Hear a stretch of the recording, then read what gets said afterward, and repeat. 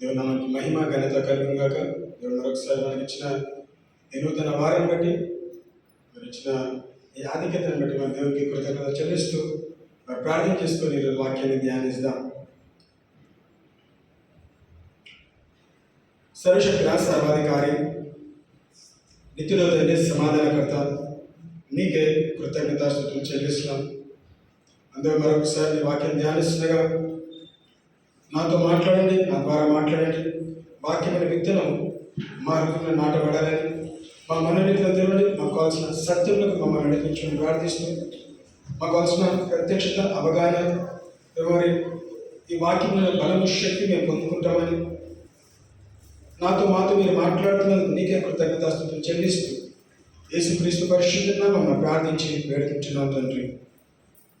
ఆమేన్. ఆమేన్. దేవుని నామానికి మహిమ ఘనత కలుగును గాక. ఆమేన్. దేవుడు మరొకసారి మనకి ఇచ్చిన ఈ మంచి తరుణము ఆధిక్యతని ధన్యతని మన దేవునికి కృతజ్ఞతలు చెల్లిస్తున్నాం. ఆమేన్. గడిచిన 6 నెలలు దేవుడు మనల్ని భద్రపరిచి కాపాడి మరొకసారి ఈ 6 నెలల చివరి ఆదివారం నడిపించినారు. దాన్ని బట్టి మన దేవునికి కృతజ్ఞతలు చెల్లిస్తున్నాం. హల్లెలూయా. ఆమేన్. మనకి ఇచ్చిన వాగ్దానము మరి ఏంటంటే వాగ్దానము ప్రామిస్ చెప్పగలరా? చెప్పాలి. ఎంతైనా నమ్మదగిన వాడు. విలాప వాక్యములో 3:23 దేవుడు మనకి వాగ్దానం ఇచ్చినాడు. ఆమేన్. విలపిస్తున్న సమయంలో నమ్మదగిన వాడు మనల్ని బయలుపరుచుకొని గుర్తు చేసుకొని నమ్మకత్వాన్ని మన పట్ల నెరవేర్చుకుని రుజువు చేస్తూ వచ్చినారు. సో ఈరోజు విడుదల సమయంలో తీసుకున్న అంశము ద రైట్ డెసిషన్, సరైన నిర్ణయం అనే అంశాన్ని ధ్యానిస్తాం. చాలాసార్లు మనం అక్కడ కూడిన ప్రతి ఒక్కరు కూడా మనము దేవుడు మనల్ని హెచ్చించాలనుకుంటాం. మనం ఎలివేషన్ కావాలి, ప్రమోషన్ కావాలి, దేవుడు నన్ను హెచ్చించాలి, నేను ఉన్న స్థాయిలో ఉండదు, నేను మంచి స్థాయికి ఎదగాలని ఆశపడుతూ ఉన్నాము. కానీ ఇవన్నీ నెరవేర్చబడాలంటే మనము రైట్ డెసిషన్ తీసుకోవాలి. సరైన నిర్ణయాన్ని తీసుకున్న వారిలో దేవుడు వారిని ఏ విధంగా హెచ్చించినాడు అనే అంశాన్ని మనం ధ్యానిస్తాం. ఇక్కడ కూడిన ప్రతి ఒక్కరు కూడా మనము ఉన్న స్థాయిలో ఉద్యోగం చేసినా, వ్యాపారం చేసినా, ఇంట్లో కానీ, మన ఆర్థిక స్థితిగతులు కానీ, మన ఆస్తులంతో అన్ని విషయాలలో మనం ఎదుగుదల కావాలి, మనం ఎదగాలి, మనం నెక్స్ట్ లెవెల్కి రావాలి, మనం హెచ్చింపబడాలి అన్న ఆశ మనం అందరం కలిగి ఉన్నాం. మనం వ్యక్తిగతంగా గమనించుకుంటూ వాక్యం ధ్యానిస్తాము. వాక్యం ద్వారా దేవుడు ఈరోజు మనతో మాట్లాడను కాక. మరి వాక్య పరిచయం అయిన అనంతరము మర్చిపోయిగా మరి ఈరోజు మరి అలాంటి ఆయిల్ సర్వీస్ అని పిలుచుకోవచ్చు. సో ఎవరు కూడా వెళ్ళిపోదు. మరి అందరినీ కూడా మరి నూనెతో అభిషేకించి ప్రార్థించాలని ప్రేరేపించబడము. దయచేసి మరి మీ అవసరతలు అక్కడ ఏదైనా కానీ మరి మీ కొరకు ప్రార్థించడానికి ఇష్టపడుతున్నాను. మేము నాతో పాటు దానియేలు 1వ అధ్యాయము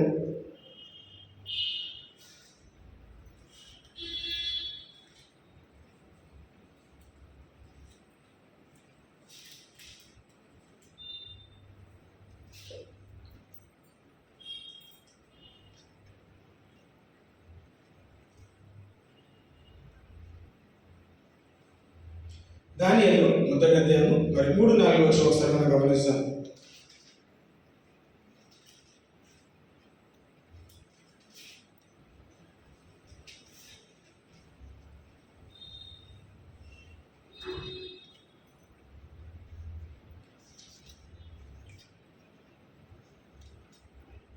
దానియేలు 1వ అధ్యాయము 3-4 వర్షాలు ఒకసారి గమనిస్తాం. చదువు.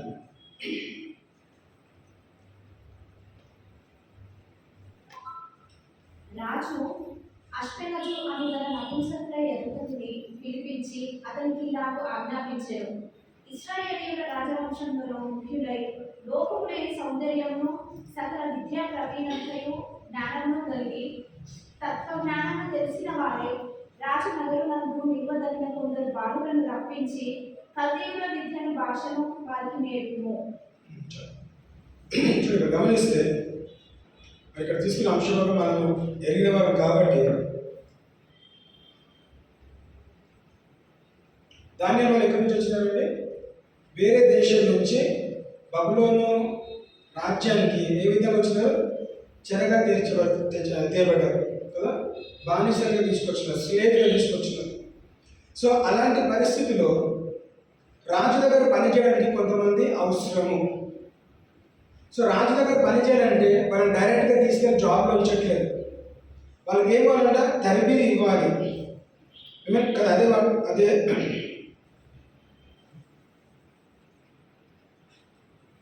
And the king spake unto Ashpenaz, the master of his eunuchs, that he should bring certain of the children of Israel and of the king's seed and of the princes, children in whom was no blemish, but well favored and skillful in all wisdom and cunning in knowledge and understanding, science, and such as had ability in them to stand in the king's palace, and whom they might teach the learning and the tongue of the Chaldeans. రాజు దగ్గర నిలబడాలంటే మనకేముండాలంటే బుద్ధి, జ్ఞానము, అవివేకము, అందము, అన్నీ కూడా వాళ్ళకి ఏముండాలంటే వాళ్ళ abilities బట్టి ఉండాలి, వాళ్ళ దగ్గర ఉండాలి. Children whom there is no blemish, వాళ్ళ దగ్గర ఏంటంటే ఎలాంటి కలుషితము లేని పరిస్థితిలో ఉండాలి. సో అలాంటి వారు వెతుకుతుండగా మనం గమనిస్తాము, మరి దానిలో శత్రుకు మేషకు అభిజ్ఞులు వారు గమనించినారు. వాళ్ళు గమనించిన పరిస్థితిలో ఎప్పుడైతే మరి దాదాపు 3 సంవత్సరాలు తరబిది పొందుకోవాలండి, వాళ్ళు ట్రైన్ చేయాలి, వాళ్ళ దగ్గర ఉండాలి. ఎవరి దగ్గర ట్రైనింగ్, రాజు దగ్గర వెళ్ళి పని చేయక ముందు వాళ్ళు ఏం చేయాలంటే మంచి ఆహారం తీసుకోవాలి, మంచిగా అంటే పుష్టికరంగా కనిపించాలి, హెల్తీగా కనిపించాలి. వాళ్ళ స్కిన్ టోన్ కానీ, వాళ్ళ ఫిజికల్ ఫిట్నెస్ కానీ, జ్ఞానం విషయంలో, ఆ భాష విషయంలో అన్నింటిలో కూడా వాళ్ళు తరబిది పొందుకోవాలి. సో అలాంటి పరిస్థితిలో ఏమే చూడండి 5వ వచనం గమనిస్తే, and the king appointed them a daily provision of the king's meat and of the wine which he drank, so nourishing them 3 years, that at the end thereof they might stand before the king. ఏంటంటే రాజు భోజనము మనకు అనుగ్రహించబడ్డది. రాజు భోజనం ఎట్లుంటుంది? పప్పన్నము, కూరగాయలన్నం కాదు, మంచి ఆహారము, proteins అంటాము, లేదంటే మాంసం, తన శ్రేష్టమైన ఆహారము రాజు బల్ల మీద ఉంచబడ్డది. సో ఆ రాజు బల్లని అనుభవిస్తూ వాళ్ళు ఏం చేయాలంట, తరబీదు పొందుకొని, భాష నేర్చుకొని 3 సంవత్సరాలు ట్రైన్ అయిన తర్వాత రాజు దగ్గర పంపించబడతారు, రాజు ముందు నిలబడాలి. సో అలాంటి పరిస్థితిలో 6వ వచనం, యూదుల నుండి దానియేలు, హనన్య, మిషాయలు, అజర్య అనువారు వీరిలో నుండిరి. ఆ కొంతమందిని, అందరు కాదండి, కొంతమంది ఏర్పాటు చేసే విషయంలో ఈ 4 కూడా ఉన్నారంట. 4 ఎవరు? దానియేలు, హనన్య, మిషాయలు, అజర్య. యాక్చువల్లీ వాళ్ళ పేర్లు అవి, కానీ ఇక్కడికి వచ్చిన తర్వాత రాజు వాళ్ళ పేర్లు మారుస్తూ ఉన్నాడు. ఇక్కడ గమనిస్తే మరి దానియేలు అనే అర్థం గమనిస్తే స్ట్రెంగ్త్ అనే బలము అనే అర్థం కలిగి. డానియల్ మీన్స్ స్ట్రెంగ్త్, బలము. గాడ్ ఈజ్ మై జడ్జ్, దేవుడైన న్యాయవాది, న్యాయాధిపతిగా ఉంచుతాడు. ఏమే హనన్య అనే మాటకి ఆమె అర్థం తీసుకుంటే గ్రేస్ అండ్ మర్సీ, కృప, కనికరము అన్న మాటకి అర్థం ఉంటుంది. హనన్య అన్న మాటకి గిఫ్టెడ్ ఆఫ్ ది లార్డ్, దేవుని బహుమానంగా మనం పిలుస్తాం. కృప, కనికరం కలిగిన అర్థంతో ఉన్నాడు. మిషాల్ అనే వ్యక్తి who is what God is, దేవుడు ఎవరై ఉన్నాడు అన్న మిషాల్ అన్న అర్థం గమనిస్తే ఏంటంట, who is what God is Mishael. అజర్యాకి అన్న మాట గమనిస్తే గాడ్ యాజ్ హెల్ప్, దేవుడు సహాయం చేసిన వాడు. గాడ్ యాజ్ హెల్ప్ అనే అంశము మనం అజర్యా పేరుకి అర్థం తీసుకుంటున్నాం. సో ఇక్కడికి వచ్చిన తర్వాత ఇశ్రాయేలు ప్రజలు వాళ్ళకున్న పేర్లు ఎవరు మార్చారండి? రాజు మార్చడం గమనిస్తున్నాం. సో రాజు మార్చిన మాటలు ఏంటిది? బబులోను దేశానికి వచ్చిన తర్వాత వాళ్ళ దేవుడి దేవతల పేర్లు ఈ దానియేలు, హనన్య, మిషాల్, అజర్యాకి ఇవ్వటం గమనిస్తున్నాం. సో వాళ్ళ పేర్లు మార్చిన తర్వాత చూడండి, సాధారణంగా గమనిస్తే పేరు తగిన జీవితం జీవించాలని మనం చాలాసార్లు చెప్తాం. ఒకరు పేరు పెడితే కదా, ఎగ్జాంపుల్గా తీసుకుందాం, జీసస్ అని పెట్టినారు కదా. యేసు అని పేరు ఎందుకు పెట్టినారు? లోక రక్షకుడు కాబట్టి. సో పేరుకి సంబంధించిన జీవితం జీవించాలి. సో ఇక్కడ గమనిస్తే వాళ్ళ తల్లిదండ్రులు ఏ పేరైతే పెట్టినారో ఆ పేరుతోనే బబులోను దేశానికి వచ్చినారు. కానీ రాజు ఏం చేస్తాడు? తల్లిదండ్రులు పెట్టిన పేర్లు కాకుండా ఆయన సొంతంగా పేర్లు పెడతా వచ్చాడు. సో దానియాలకి ఏమని ఇచ్చినారు? బెల్తెషాజర్ అని పేరు పెట్టినారు. హనన్యాకి షద్రకు, మిషాల్కి మిషక్, అజర్యాకి అబేద్నెగో అని పెట్టినారు. సో మనకు కూడా అదే అలవాటైంది, షద్రక్, మేషక్, అబేద్నెగో అని. మన పేరు మార్చినంత మట్టికి వాళ్ళ భావము, వాళ్ళ స్వభావము, వాళ్ళ తీరు మార్చుకోలేదండి. ఇప్పుడు మా దేవతలు దేవుడి పేర్లు పెట్టారు కాబట్టి మేము దేవుళ్ళము దేవతలను చెప్పుకోవట్లేదండి. వాళ్ళు ఏ విధంగా అయితే ఏ తగ్గింపు జీవితంతోనైతే వాళ్ళు బబులోను దేశానికి పట్టణంలో అడుగు పెట్టినారో అదే తగ్గింపు జీవితం వాళ్ళు అనుభవిస్తూ వచ్చినారు. సో వాళ్ళు వచ్చిన పరిస్థితిలో వాళ్ళు ఎక్కడికి వచ్చినారంటే రాజు బల్ల దగ్గర ఉన్నప్పుడు వాళ్ళు తీసుకునే నిర్ణయము చూడండి, ఏ అంశాన్ని ధ్యానిస్తామో ద రైట్ డెసిషన్ అంటే సరైన నిర్ణయము అనే అంశాన్ని తీసుకుంటున్నాం. వాళ్ళు వచ్చినారు, వాళ్ళు ఎన్నుకోబడ్డారు, వాళ్ళ ముందు భోజనం, ఏ భోజనం అంటే ఇంతవరకు కూడా ఇశ్రాయేల్ ప్రజల దేశంలో ఉన్నప్పుడు ఇంత మంచి ఆహారము, ఇంత శ్రేష్టమైన ఆహారం వాళ్ళు భుజించలేదు. అవునా? అలాంటి వ్యక్తులు, అలాంటి ఆహారం ఎక్కడున్నదండి? రాజు ఇక్కడ చెరగా వెళ్ళినప్పుడు చెరసాలలో ఉంటుండగా వాళ్ళు శ్రేష్టమైన ఆహారాన్ని గమనిస్తున్నారు. రాజు తినే ఆహారము దేవుడు వాళ్ళకి అనుగ్రహించను. రాజు తినే ఆహారము ఆధిక్యత వాళ్ళకి దొరికింది, కానీ వాళ్ళు తీసుకునే నిర్ణయం గమనిస్తాం.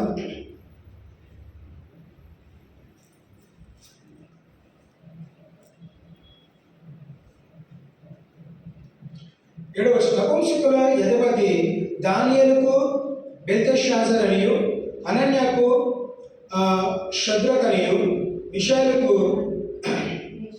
ఇషాక్ అనియు, అజర్యాకు అబేద్నెగో అని పేరు పెట్టెను.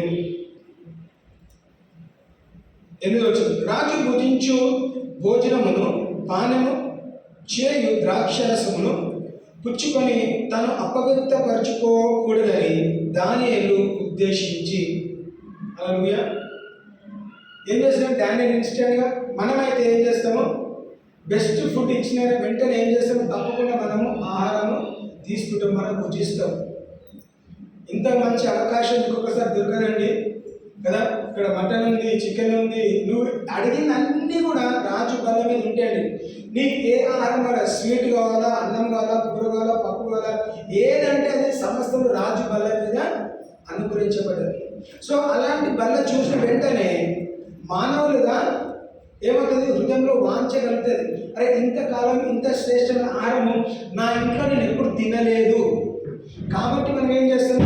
ఇక్కడ సమస్తము మనం తింటాము అన్న ఆశ కలుగుతుంది. కానీ షద్రకు, మేషక్, అబేద్నెగో దాని గురించి ఏమని మాట్లాడుతున్నాం? దానియేలు పర్పస్ ఆయన ఉద్దేశించెను. ఏం ఉద్దేశించినట్ట? రాజు బల్లలో నేను చెయ్యి వెయ్యను. అదే కదా మాట రాయబడ్డది.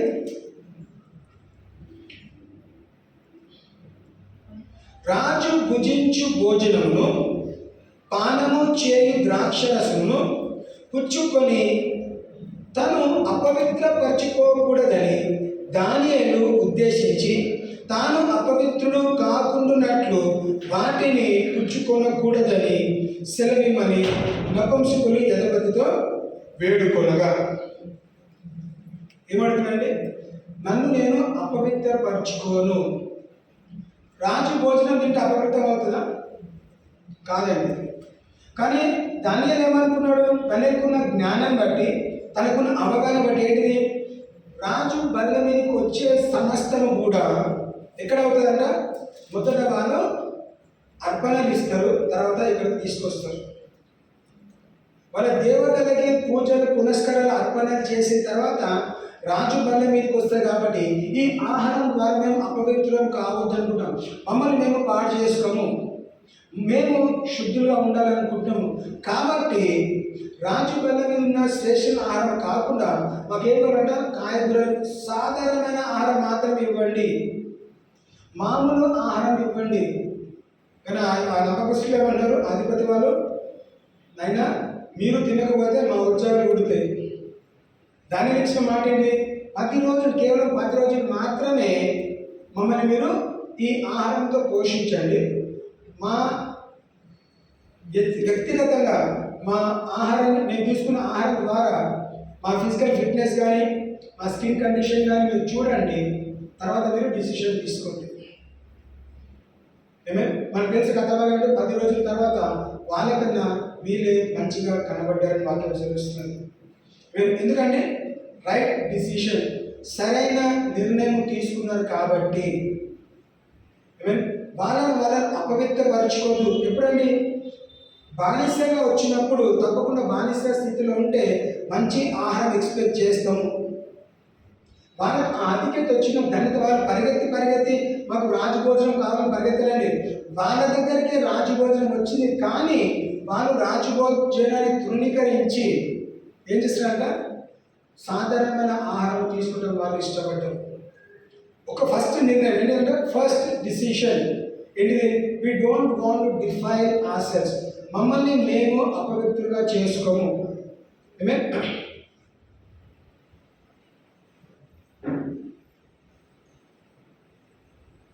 కదా, అపవిత్రత పరుచుకోకూడదని దానిని ఉద్దేశించి, they have purpose in their heart అని వాక్యం చూస్తారు.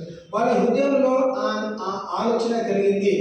వాళ్ళ ధైర్యం, బానిస వచ్చిన కానీ ఆ దేశంలో ధైర్యంగా చెప్పగలిగినారు, మాకు భోజనం వద్దని. కొన్నిసార్లు మొహమాట పడతారు, ఇష్టం లేకుండా తింటూ ఉంటారు కొన్నిసార్లు కదా.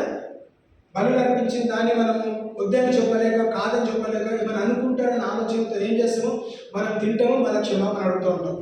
కానీ ఈ పరిస్థితిలో దాన్ని చేయలేదండి. దేవునికి తెలుసు కదా, నేను తినకపోతే నన్ను చంపేస్తారు, నేను ఇక్కడ చావడానికి రాలేదు, నన్ను క్షమించు, ఈ రాజభోజనం తింటారు అని అనట్లేదండి. ధైర్యంతో చెప్పగలిగినారు, మమ్మల్ని మేము అపవిత్రపరచుకోము, ఈ ఆహారము తీసుకోము. సరైన నిర్ణయం. 10వ వచనం గమనిస్తే, మొదటి అధ్యాయం 10వ వచనం.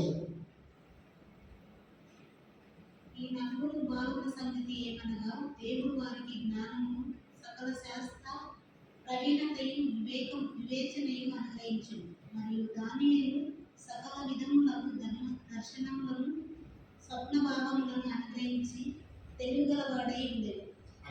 ఏమిటంటే, ఎప్పుడైతే సరైన నిర్ణయం తీసుకున్నారో దేవుడు వాళ్ళకి ఏమి ఇచ్చాడంట, ఈ నలుగురు బాలుర సంగతి ఏమనగా, దేవుడు వారికి జ్ఞానమును, సకల శాస్త్ర ప్రవీణతయు, వివేచనమును అనుగ్రహించను. మరియు దానియేలు సకల విధముగల దర్శనములను, స్వప్నభావములను గ్రహించి తెలివిగలవాడై ఉండెను. ఎవరిచ్చినారండి? ఎప్పుడైతే సరైన నిర్ణయం తీసుకున్నారో, ఏ నిర్ణయము, రాజు భోజనము ద్వారా మేము అపవిత్రము కావద్దు, మేము పరిశుద్ధంగా ఉండాలి, మా దేవుని దృష్టిలో మేము పరిశుద్ధత మెయింటైన్ చేయాలి. కాబట్టి ఆ తీసుకునే నిర్ణయం కారణంగా దేవుని వాళ్ళు ఘనపరిచినారు. దేని ద్వారా? వాళ్ళు తినే ఆహారం ద్వారా దేవుని ఘనపరిచినారు. వాళ్ళు తీసుకున్న నిర్ణయం ప్రకారంగా వాళ్ళు దేవుని ఘనపరిచినారు. కాబట్టి దేవుడు వాళ్ళకి ఏమి ఇచ్చినాడు? జ్ఞానం ఇచ్చినాడు, తెలివితేటలు ఇచ్చినాడు, అవగాహన ఇచ్చినాడు. ఏది కళలు కంటే కళలు భావము చెప్పే జ్ఞానము కూడా, సకల జ్ఞానము దేవుడు వాళ్ళకి అనుగ్రహించాడు. సో ఈరోజు మనకు జ్ఞానం కొద్దిగా ఉన్నట్లయితే మనం చేయాల్సింది ఏంటిది? ఏం చేయాలంట? మనము సరైన నిర్ణయము. ఏ నిర్ణయము? నీవు తీసుకునే నిర్ణయము దేవుని ఘనపరిచిందిగా ఉంటే దేవుడు నువ్వు అడగకముందే ధారాళంగా ఇచ్చేవాడు. సో ధారాళంగా సమృద్ధిగా దేవుడు జ్ఞానం ఇవ్వడానికి ఆశపడుతూ ఉన్నాడు. హల్లెలూయా. ఆమేన్. 2వ అధ్యాయము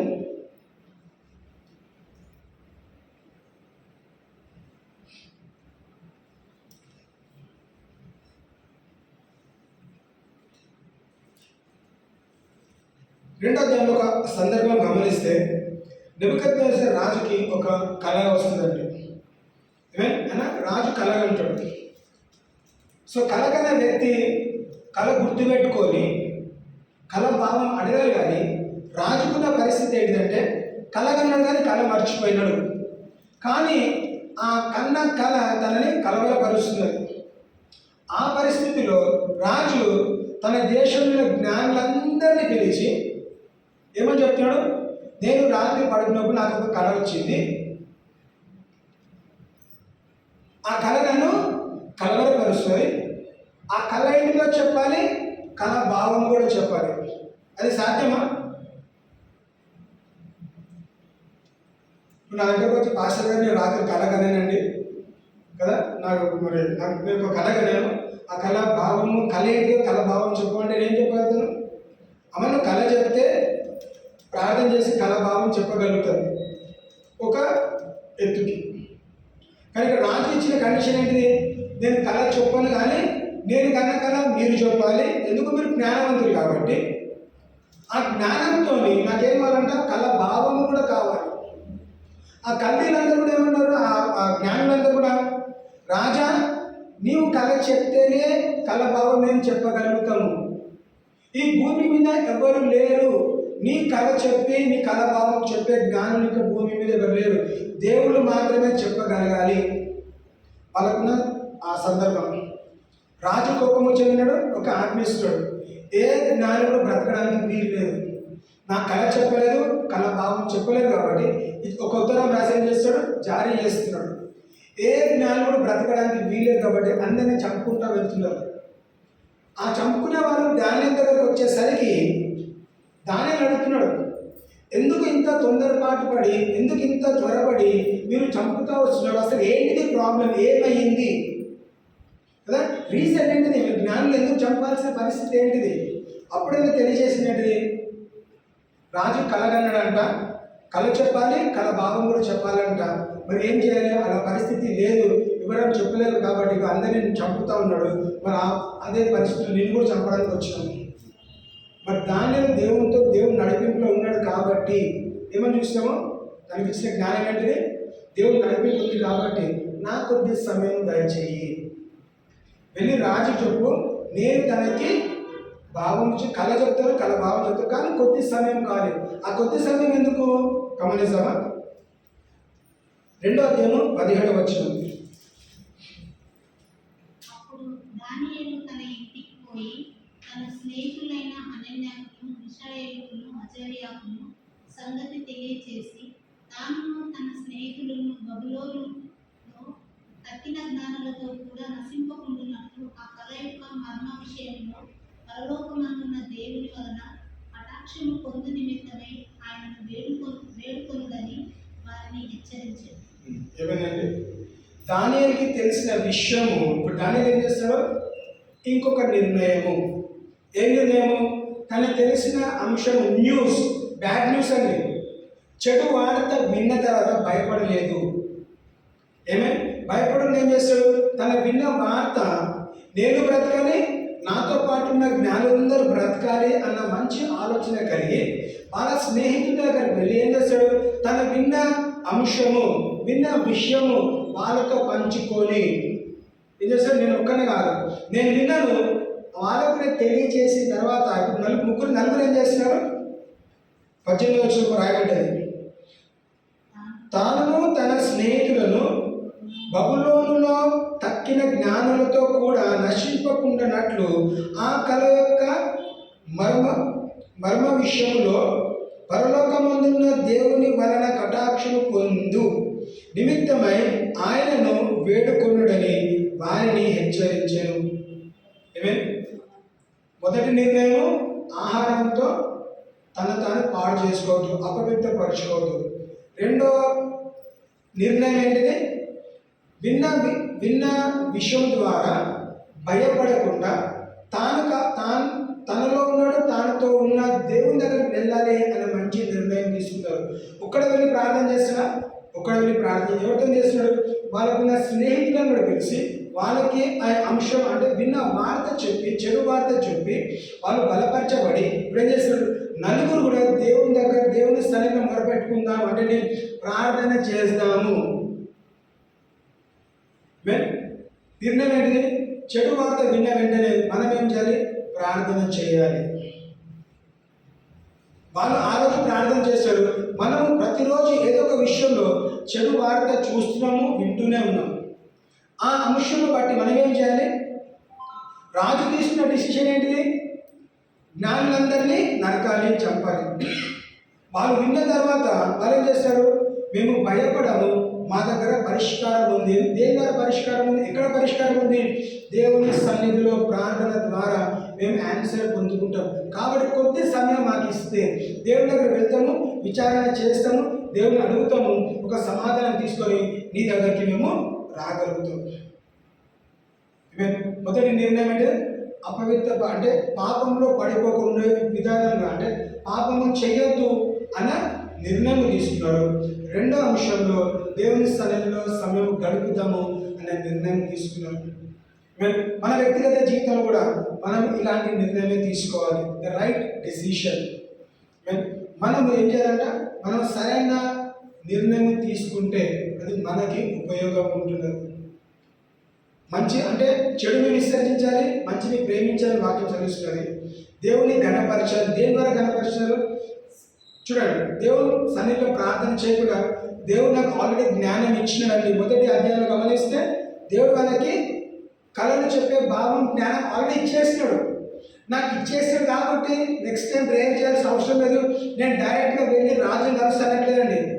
నాకు జ్ఞానం ఇచ్చినా కానీ ఆ జ్ఞానం ఉపయోగించుకునే విషయంలో దేవుని సన్నిధిని మొరపెట్టుకొని దేవుని సన్నిధిని సమయం గడిపిన తర్వాత దేవుడు నాకు కళ చెప్తాడు, కళాభావం చెప్తాడు. దేవుడికి కొంచెం టైం ఇచ్చినాడు నేర్చుకోవడానికి, తెలుసుకోవడానికి.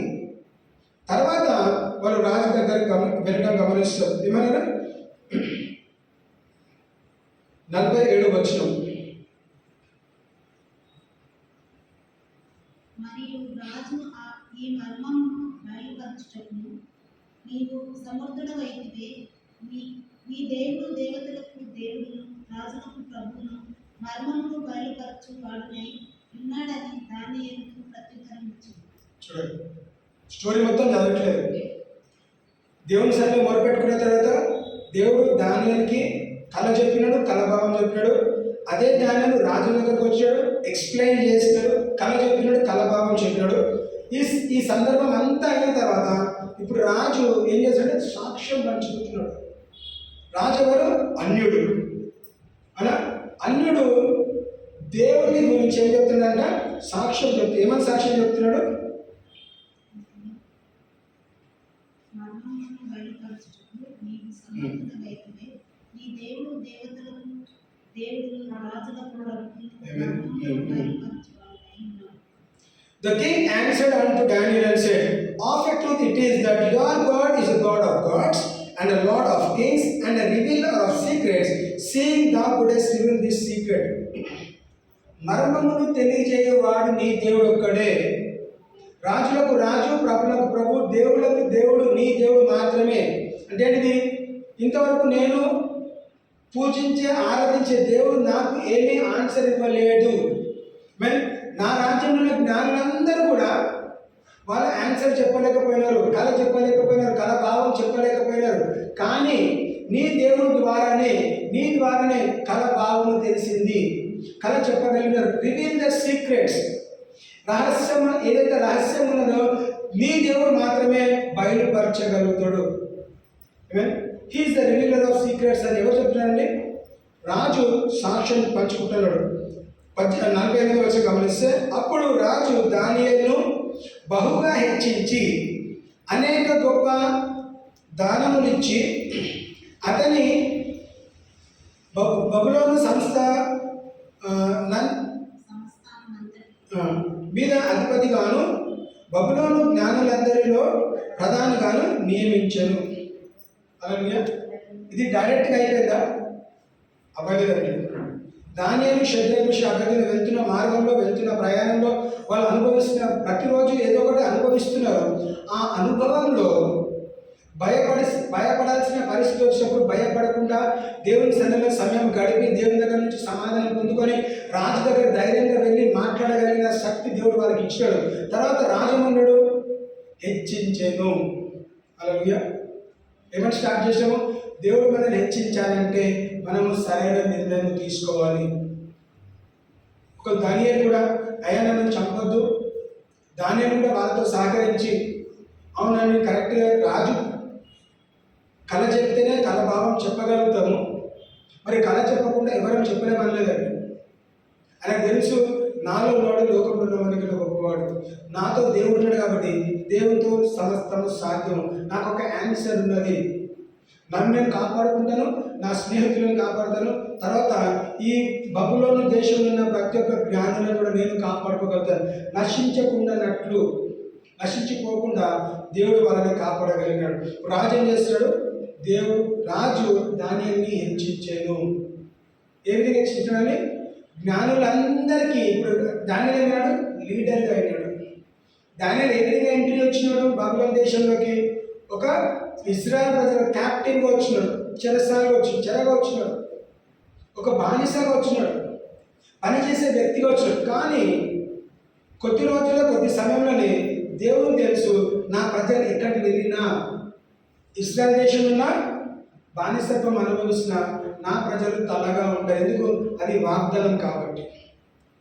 నా ప్రజలు ఎక్కడున్నా కానీ, ఈ భూలోకంలో ఏ భాగంలో వెళ్ళినా కానీ, నా ప్రజలు అక్కడికి వెళ్తే నా ప్రజల్ని నేను హెచ్చిస్తా. యోసేపు ఎక్కడో పుట్టినాడు, ఐగుప్తి దేశానికి వచ్చినాడు. తగిన సమయంలో దేవుడు యోసేపుని హెచ్చించాడు. దేవుడు యోసేపుతో ఉండేను అని వాక్యం సెలవిస్తున్నాడు. God will rise your standard, God will elevate you. దేవుడిని హెచ్చిస్తాడు, దేవునికి ప్రమోషన్ ఇస్తాడు. ఏం చేయాలంట? నీవు సరైన నిర్ణయం తీసుకుంటే, ఆ తీసుకున్న నిర్ణయం ద్వారా దేవుని కనపరిస్తే, వాళ్ళు నిర్ణయం తీసుకున్నారు కాబట్టి అన్యుడైన నెబుకద్నెజరు భయంకరమైన వ్యక్తి కదా, బలమైన రాజు, 120 దేశాలకైనా శాసించే వ్యక్తి ఏం చేశాడండి? మోకాల మీద పడి సాష్టాంగ పడి ఉంటాడు, అన్నీ చేస్తుంటాడు. ఎందుకు? భావము అంత జ్ఞానము వ్యక్తిని చూడలేదు కాబట్టి వెంటనే దానిని తన స్నేహితులని అందరినీ హెచ్చించాను. దేవుడు మనల్ని కూడా హెచ్చించబోతున్నాడు. కానీ మనము తీసుకునే నిర్ణయం మన మీద డిసిషన్ ఉంటుందండి. నువ్వు సరైన నిర్ణయం తీసుకుంటే, రైట్ డిసిషన్. కష్టం అనిపించవచ్చు, దేవా నేను ప్రార్థన చేస్తా, దేవుని సన్నిధిలో మొరపెట్టుకో, నీకు కావాల్సిన డిసిషన్, నీకు కావాల్సిన నిర్ణయం దేవుడు నీకు అనుగ్రహిస్తాడు.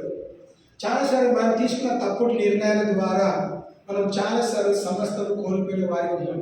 కానీ మరొకసారి దేవుని సన్నిధిలో, దేవా నేను తీసుకున్న రాంగ్ డెసిషన్స్, తప్పుడు నిర్ణయాన్ని క్షమించండి, సరైన నిర్ణయము వాక్యానికి అనుసారమైన నిర్ణయాన్ని తీసుకోవడానికి నాకు నేర్పించినందుకు నీకే కృతజ్ఞతలు.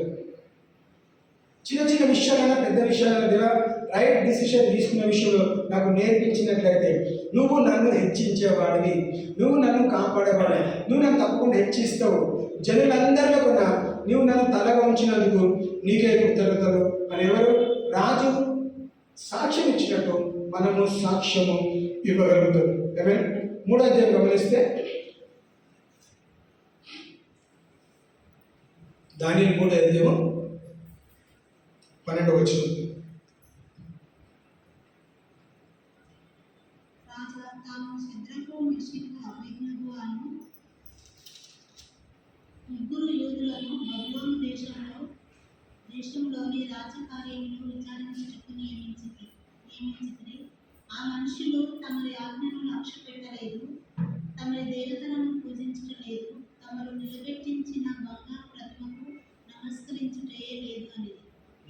ఏమైందంటే మనం మొత్తం చదవట్లేదు కాబట్టి అంశాలు చదువుతున్నాం. ద రైట్ డిసిషన్, సరైన నిర్ణయం.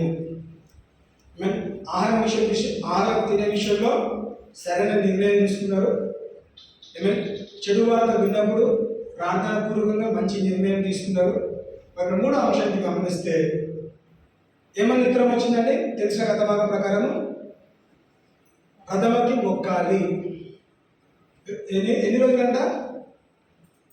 ఏ రోజైతే బూర వింటారో ఆ బూర విన్న వెంటనే బబులోను దేశంలో ఉన్న ప్రతి ఒక్కడు, వాడు ఏ జాతి, ఏ మతం, ఏ కులమైనా కానీ ప్రతి ఒక్కరు కూడా ఈ ప్రథమకి మొక్కాలి. ఆ సందర్భం జరిగినప్పుడు ఆ అధిపతులు ఏమని గమనించారు? షద్రక్, మేషక్, అబేద్నెగోని ఏమని గమనించారు? మొక్కటము చూడలేదు, వారు నిలబడి అందరూ మొక్కలేదు. అదే అంశము ఎక్కడ తీసుకెళ్ళారు? రాజుకి ఎక్స్ప్లెయిన్ చేస్తారు, కంప్లైంట్ తీసుకెళ్తున్నారు. ఓ రాజా, నువ్వు ఇచ్చిన ఉత్తరం ప్రకారము ఈ విధంగా జరగాలి కదా, మరి ఇస్రాయల్ ప్రజల నుంచి వీళ్ళు మనం చెరగా తీసుకొచ్చిన వాళ్ళు ముగ్గురు కూడా నీ ప్రథమకి మొక్కలేదు. మళ్ళీ రాజు ఏం చేస్తాడు? వాళ్ళకి ఇంకొక ఛాన్స్ ఇస్తున్నాడు కదా, ఇంకొక ఆపర్చునిటీ ఇస్తున్నాడు కదా. వాళ్ళ మీద కంప్లైంట్ ఇచ్చిన తర్వాత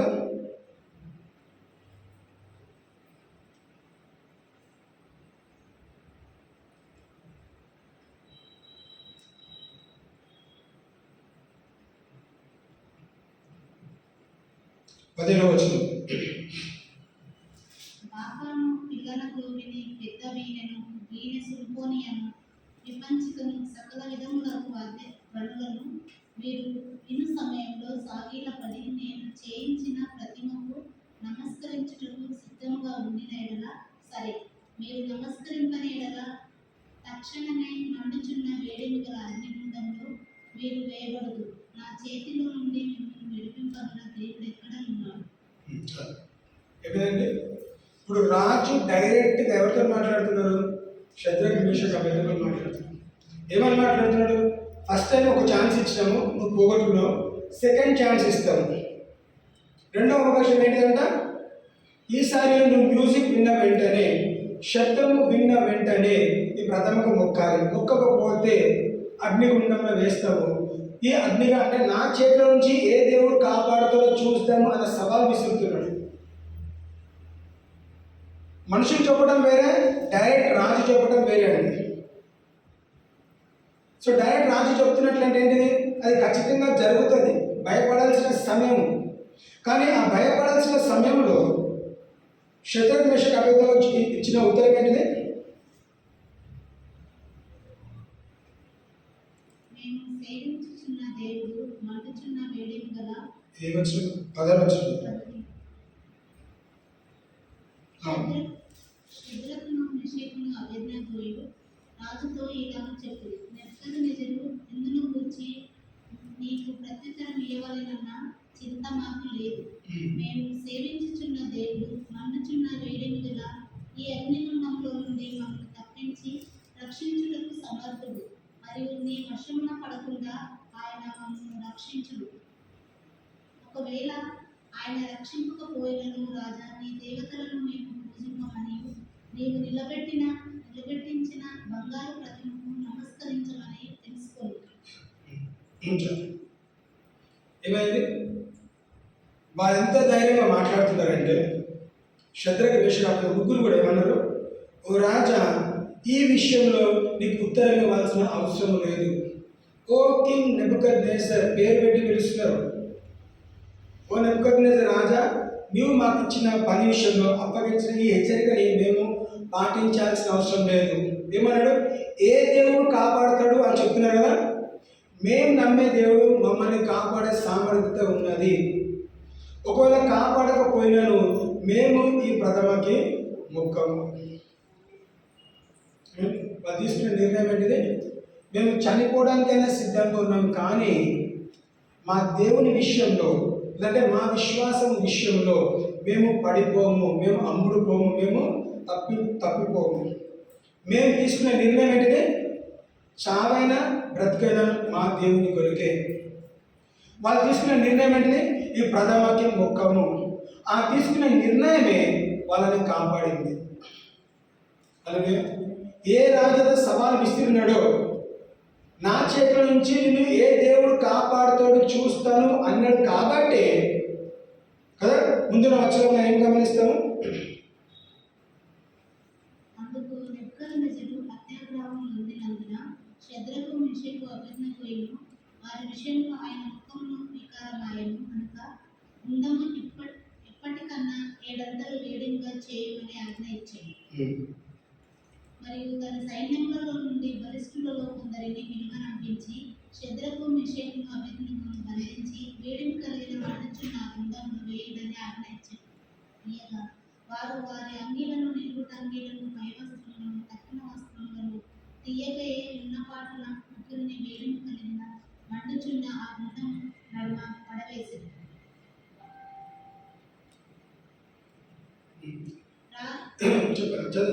ప్రారంభ తీవ్రమైనందున గుండము మిక్కిలి వేడిమి గలదైనందున షద్రకు మెషకు అబేద్నెగోలను విసిరివేసిన ఆ మనుషులు అగ్ని జ్వాల చేత కాల్చబడి చనిపోయారు. షద్రకు మెషకు అబేద్నెగోలు ఆ ముగ్గురును మనుషులు బంధింపబడిన వారి వేడిమి కలిగి మండుచున్న ఆ గుండంలో పడగా రాజుగా నెబుకద్నెజరు ఆశ్చర్యపడి తీవ్రమనగా లేచి, మేము ముగ్గురు మనుషులను బంధించి అగ్నిగుండంలో వేసితిమి కదా అని తన మంత్రులను అడిగారు. వారు రాజా సత్యమే అని రాజుతో ప్రత్యుత్తరం ఇచ్చారు. అందుకు రాజు, నేను నలుగురు మనుషులను బంధకములు లేక అగ్నిలో సంచరించుట చూచుచున్నాను. వారికి ఏ హాని కలగలేదు. నాలుగవ వాని రూపము దేవతల రూపము పోలినదని వారికి ప్రత్యుత్తరం ఇచ్చారు. ఏమైందండి? ఏడింతలు చేయాలంట. ఎందుకు సవాల్? ఇప్పుడు నెబుకద్నెజర్ ఆయనకి సవాల్ చేస్తే ముగ్గురు కూడా ఎవరికి సవాల్ చేస్తారు? నెబుకద్నెజర్ సవాల్ చేస్తారు. అంటే రెచ్చగొట్టున్నారు. నువ్వు నన్ను రెచ్చగొడతావా? నేను రాజు నేను ఏం చేస్తాడు? ఏడింతలుగా ఆ మంటని ఎక్కువ చేస్తాడు. ఎక్కువ చేసిన కారణంగా ఆ హీట్ గురించి ఆ వేడితో ఏం చేశాడంట? ఎవరైతే విశ్రాంతికి వెళ్ళినారో వాళ్ళు కాలిపోయినారు. ముగ్గురిని ఎక్కడ వేసారని అగ్నిగుండంలో వేసినారు. ఆ అగ్నిగుండంలో వేసిన వెంటనే ఎవరు చూసినారు? రాజు గమనిస్తూ ఉన్నాడు. వీళ్ళు చావు నా కళ్ళారా చూడాలి. ఎందుకు? నాకే వ్యతిరేకంగా మాట్లాడతారా? నేను చెప్తే వినరా? ప్రథమగా మొక్కుమంటే మొక్కరా? నాకే సవాలు చేస్తారు. నా పేరు పెట్టి పిలుస్తారు వాళ్ళు కదా. ఆ ఈగో హర్ట్ అయింది వాళ్ళకి. ఆ పరిస్థితిలో ఏడింతల అగ్నిగుండాన్ని పెంచి ఆ విశ్రాంతి వెళ్ళినప్పుడు ఆ సేవకులు చనిపోయినారు. కానీ షద్రకు మేషకు అబేద్నెగో అగ్నిగుండంలో పడ్డది. మరి అదే విధంగా కళ్ళు తెరుచుకొని నెబుకద్నెజరు చూస్తుండగా ఏమని గమనిస్తాడు? నాలుగో వ్యక్తిని గమనిస్తాడు. కన్ఫర్మ్ చేసుకున్నాడు. పిలిచి మనం ముగ్గురిని వేస్తున్నాం కదా, ఈ నాలుగో వ్యక్తి ఎవరు? ఏమిటండి 25 వచనం. అందుకు రాజు, నేను నలుగురు మనుష్యులు బంధకంలోకి అగ్నిలో సంచరించుట చూచుచున్నాను. వారికి హాని ఏమీ కలగలేదు. నాలుగవ వాని రూపము దేవదూతల రూపమును పోలినదని వారికి ప్రత్యుత్తరం ఇచ్చాను. ఏమన్నాడు? నేను నలుగురిని చూసాను. నాలుగో వ్యక్తి ఏ విధంగా ఉన్నాడు? Son of God. దేవదూతల ఆకారం. ఇంగ్లీష్లో అయితే సన్ ఆఫ్ గాడ్ అని రాయబడ్డదండి.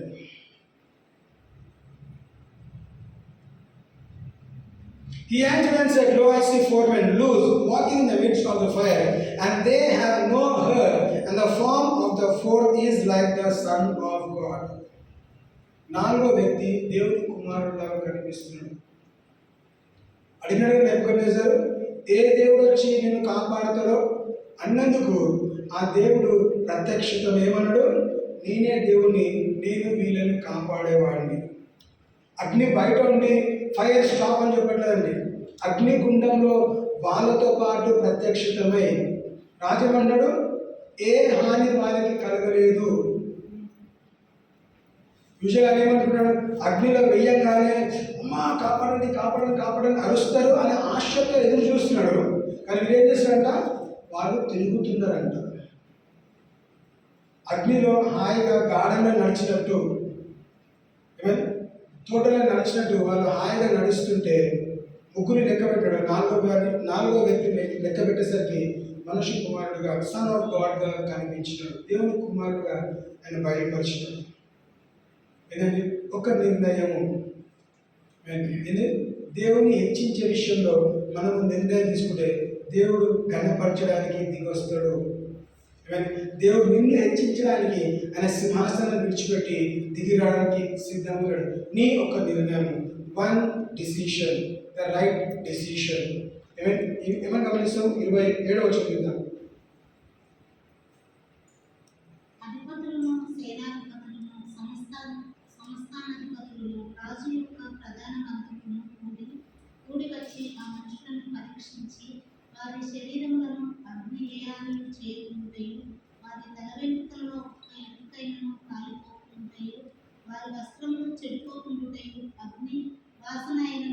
దేవములకు దగ్గరకు ఉంటే చూచారు. ఏమిందండి, వాళ్ళని బయటికి పిలిపించి ఏమైనా గమనిస్తున్నారు, వాళ్ళ మీద వస్త్రాలు గమనిస్తారు. బట్టలు కాలినా కాలేదు, వెంట్రుకలు కాలినా కాలేదు, చర్మం కాలిన కాలేదు, ఏ హాని కలగలేదు. And the princes, governors, and captains, and the king's counselors being gathered together saw these men upon whose bodies the fire had no power, nor was an hair of their head sign, neither was their coats changed, nor the smell of the fire had passed on them. ఒక వెంట్రిక కూడా కాలేదు. ఇంకొకటి ఏంటంటే మంట ఆవరించినట్టు కూడా మంట వాసన కూడా రావట్లేదు, అగ్ని వాసన కూడా వాళ్ళకి రావట్లేదు. కొంచెం మన కిచెన్ నుంచి పని చేసి బయటకు వస్తే వంట పనులు సాధారణ గమనిస్తే వంట చేసి బయటకు వస్తే ఏం చేస్తాము, వాళ్ళ బట్టల మీద మసి వాసన మంట వాసన వస్తూ ఉంటుంది. అలాంటి పరిస్థితుల్లో వాళ్ళకి ఎవరని రాజు కూడా కాదు, రాజుతో పాటు జ్ఞానులు, కౌన్సిలర్, ప్రిన్సెస్ అందరూ కూడా కూడి వాళ్ళు గమనిస్తున్నారు ఏమైనా చూస్తామా అని. కానీ వాళ్ళ శరీరం పైన ఒక చిన్న గాయం కూడా కలగలేదు. ఆ గాయం కలగని కారణంగా ఇప్పుడు ఏమైందంట 28వ వచనం,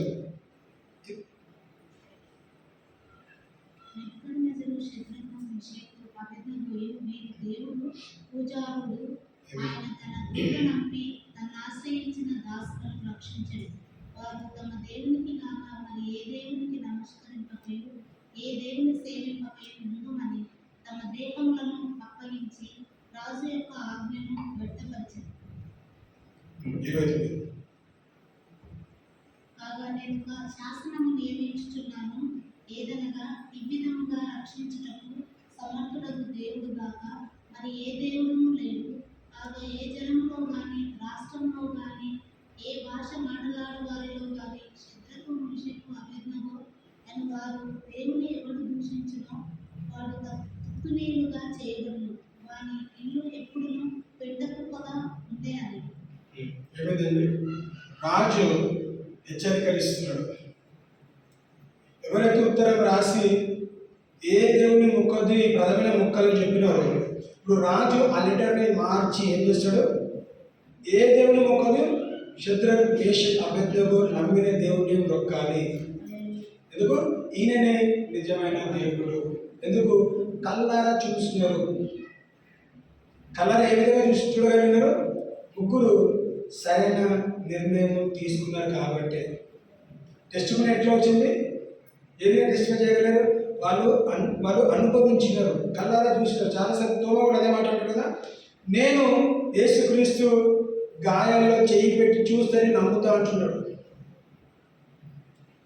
కానీ ఇక్కడ రాజు ఏం చేస్తాడు, సవాలు విసిరినాడు. దేవుడు సవాలు విన్నాడండి. వీళ్ళు ఆ సవాలుకి తగ్గట్టు నిలబడ్డారు కాబట్టి టు స్టాండ్. వాడు నమ్మిన దేవుని విషయంలో నిలకడగా నిలబడ్డారు కాబట్టి వాళ్ళకి తెలుసు మేము నమ్మిన దేవుడు సామర్థ్యత ఏంటి, మమ్మల్ని కాపాడే శక్తి సామర్థ్యత మా దేవుడు ఉంది కాబట్టి మేము ఈ ప్రథమకి మొక్కము. చనిపోవడానికి సిద్ధంగా ఉన్నారండి. చావంటే భయం లేదు. ఎందుకు? దేవుడి వాళ్ళకి తోడన్నాడు. మరణం అంటే భయం లేదు, దేవుడి వాళ్ళకి తోడన్నాడు. వాళ్ళు సిద్ధపడ్డారు.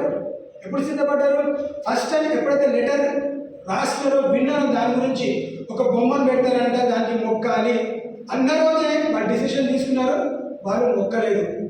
రెండోసారి కూడా రాజు స్వయంగా చెప్పినా కానీ రాజుకు భయపడకుండా మేము ప్రథమకి మొక్కమని రెండోసారి చెప్పగలిగినారు. వాళ్ళు తీసుకున్న నిర్ణయం కారణంగా రాజు ఒక్కడే కన్వర్ట్ అవ్వలేదు. రాజుతో పాటు రాజ్యంలో ఉన్న ప్రతి ఒక్కడు కూడా వేరే ఏ దేవుళ్ళకి నువ్వు మొక్కొద్దు. ఎవరికి మొక్కాలంట? శద్రక్, మేషక్, అబేద్నెగో జీవం గల దేవుని మాత్రమే మీరు ఆరాధించాలి, మొక్కాలి. చిన్న డిసిషన్, తీర్మానం, నిర్ణయం తీసుకున్నారు కాబట్టి వాళ్ళని వాళ్ళ కారణంగా, ముగ్గురు కారణంగా లేదా నలుగురు కారణంగా ఒక దేశాన్ని మార్చగలిగినారు. ఒకే ఒక డిసిషన్. అరే ఒక్కటేసారి కదా మొక్కుతా అయిపోయి ఎందుకు వీటితో అనవసరంగా తలకనొప్పి కదా, సాధారణ అదే అనుకుంటాం. అదే ఆ స్థితిగతిలో మనం ఉన్నట్లయితే ఒకసారి మొక్కుతా అయిపోతుంది. దేవుడికి తెలుసు అనవసరంగా చంపుకోవడానికి, ప్రాణం పోగొట్టుకోవడం ఎందుకు, ఒక క్షణం మాత్రమే కదా, ఒకేసారి కదా. యేసుక్రీస్తు అలాంటి పరిస్థితిలో వెళ్ళినప్పుడు అపవాదం వచ్చి ఏం చేస్తాడు? శ్రమ కూడా తీసుకెళ్తున్నాడు, శోధన నుంచి తీసుకెళ్తున్నాడు.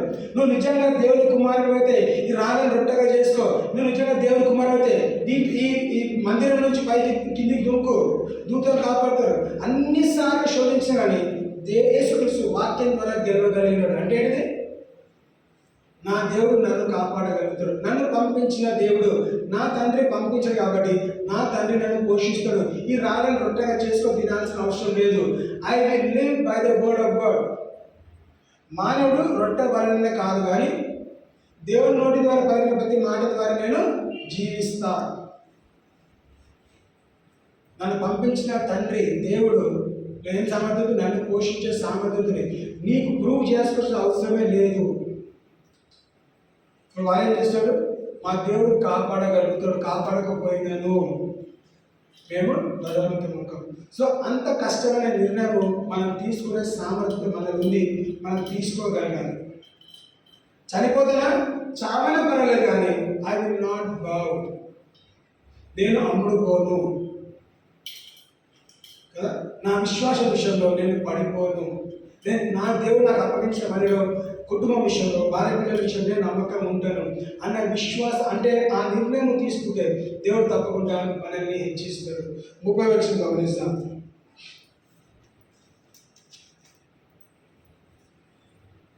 అంతటా నుండి రాజు శత్రుకు మెషకు అబేద్నెగోను వారిని బబులోను సంస్థానంలో హెచ్చించాడు.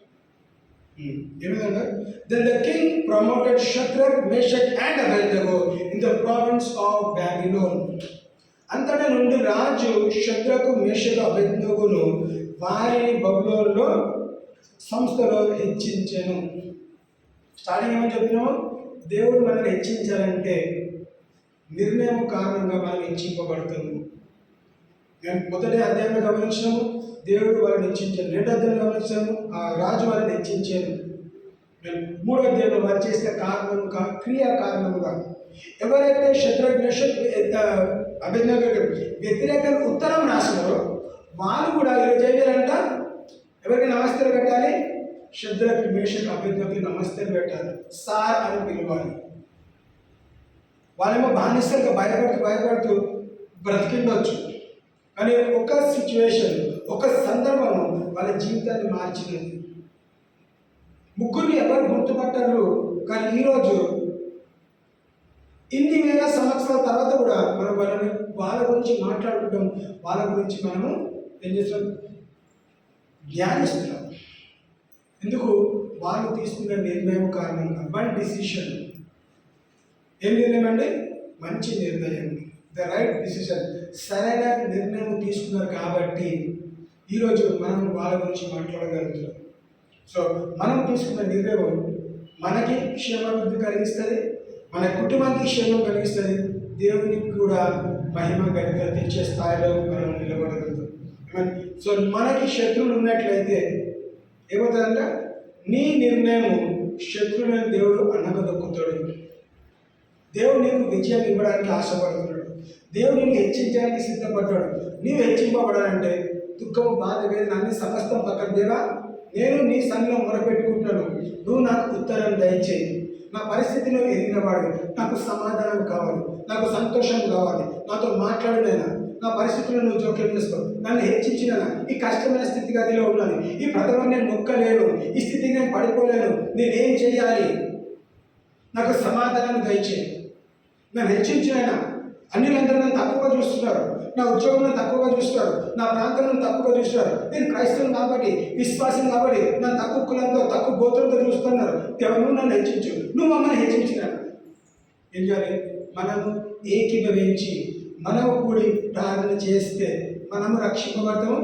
మనతో పాటు జ్ఞానులు ఎవరైతే ఉన్నారో నీ శత్రువులు కూడా రక్షింపబడతారు. అందుకే మధ్యస్వామి ఏమో రావాలని, నీ శత్రువుని ప్రేమించు, వాళ్ళ కొరకు ప్రార్థించు. పాత నిబంధనలేమో శత్రువు నాశనం వాళ్ళు అనుకున్నాం, కానీ కృత నిబంధనలకు వచ్చేసరికి దేవుడు మహాకృపను బట్టి ఆ తెర చింగింది కాబట్టి క్షమాపణ ప్రతి ఒక్కరికి ఉన్నది. ప్రతి ఒక్కరికి ప్రార్థన చేయాలి. నువ్వు నీ శత్రువుల కొరకు ప్రార్థన చేస్తే వాళ్ళు మార్చబడతారు, దేవుడు మనం మారుస్తాడు, మనం మార్చలేమండి. దేవుడు వాళ్ళని మారుస్తాడు. వాళ్ళు ఎక్కడికి వస్తారు? మన పాదాల దగ్గరికి దేవుడు నడిపిస్తాడు. The enemies will come in front of your feet. నీ పాదాల దగ్గర దేవుడు తెచ్చే స్థాయిలో దేవుడు నడిపిస్తాడు. ఎవరైతే వ్యతిరేకంగా ఉన్నారో దానిని శుద్రకి అబద్ధకి, ఎవరైతే ఉత్తరాలు రాస్తున్నారో దేవుని విషయంలో అన్ని విషయాల్లో వ్యతిరేకత పలికిన ప్రతి ఒక్కరు కూడా ఈరోజు ఏం చేస్తున్నారు? వాళ్ళ కాళ్ళ కిందకి ఎందుకు? వాళ్ళ నాయకులుగా అయినారు, వాళ్ళు హెచ్చింపబడ్డారు, అందరికీ హెచ్చింపబడ్డారు. వాళ్ళకి ఎలాంటి తిరుగు లేదు. అలాంటి స్థాయికి దేవుడు మనల్ని నడిపిస్తాడు. కానీ ఏంటంటే చిన్న విషయం సరైన నిర్ణయం తీసుకుంటే దేవుడు మన స్థితిగతులని మారుస్తాడు. అలాగే దేవుడు కొన్ని మాటని దీవించును గాక.